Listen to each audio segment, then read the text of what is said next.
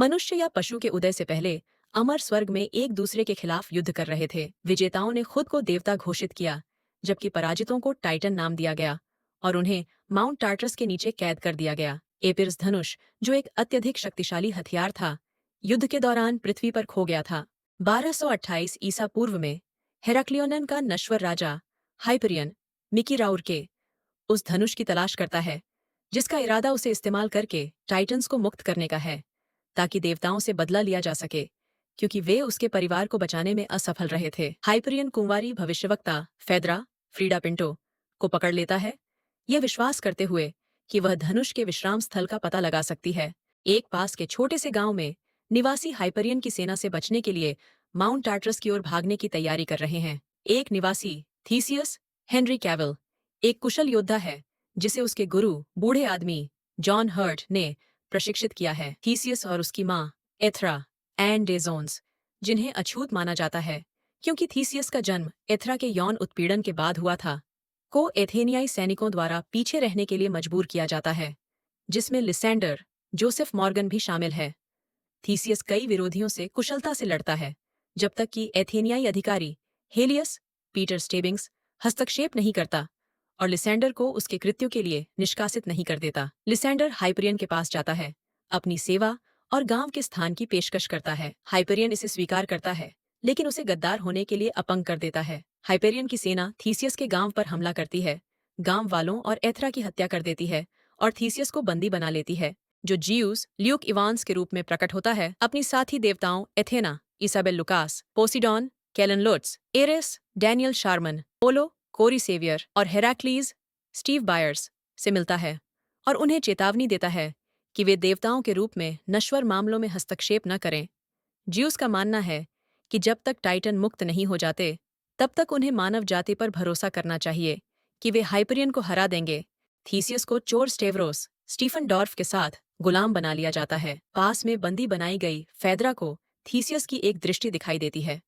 फेद्रा एक दंगे की योजना बनाती है और इस अराजकता का फायदा उठाकर थीसियस, स्टेवरोस और अन्य गुलामों के साथ भाग जाती है। थीसियस हाइपरियन का पीछा करने का निर्णय लेता है और एक नाव पर कब्जा करने का प्रयास करता है, लेकिन वह और उसके साथी हाइपरियन की सेना से घिर जाते हैं। पोसिडॉन जानबूझकर ओलंपस से समुद्र में गिरता है, जिससे एक विशाल ज्वार तरंग उठती है जो हाइपरियन के लोगों को खत्म कर देती है। फेद्रा को फिर से एक दृष्टि दिखाई देती है, जिसमें थीसियस एक ढंके हुए शव के पास खड़ा होता है। वह तय करती है कि थीसियस को अपनी माँ एथरा का अंतिम संस्कार करने के लिए घर लौटना चाहिए। एथरा को अंतिम विदाई देते समय थीसियस को पास की चट्टान में ढंसा हुआ एपिरस धनुष मिलता है। वह धनुष को मुक्त करता है, लेकिन हाइपरियन के सहायक मिनोटॉर रॉबर्ट माइलेट द्वारा उस पर हमला किया जाता है।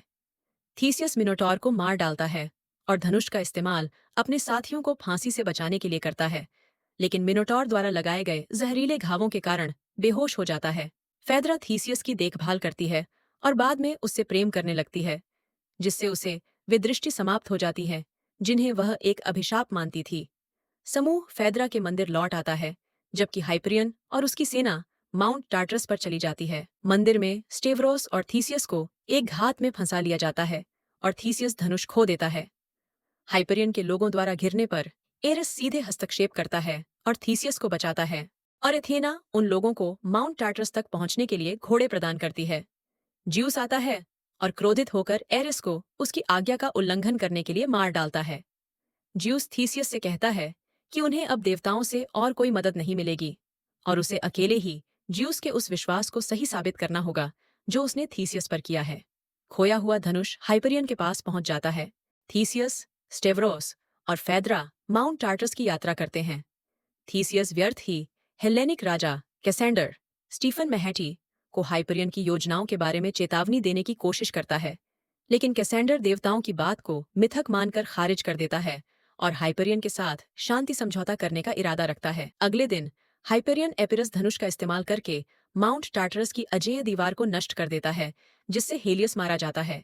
थीसियस हेलेनिक सेना का नेतृत्व करते हुए हाइपरियन की सेना के खिलाफ युद्ध में उतरता है और लिसेंडर को मार डालता है। हाइपेरियन युद्ध की परवाह किए बिना माउंट टार्टरस की ओर बढ़ता है और कैसेंडर को मार देता है। हाइपेरियन धनुष का इस्तेमाल करके पहाड़ को तोड़ता है और टाइटन्स को मुक्त कर देता है, इससे पहले कि स्टेवरोस और थीसियस उसे रोक पाएं, मुक्ति की ताकत से सभी नश्वर नीचे गिर जाते हैं। स्टेवरोस एपिरस धनुष ले लेता है और एक टाइटन को मार देता है, लेकिन बाकी टाइटन्स द्वारा उसका नरसंहार कर दिया जाता है।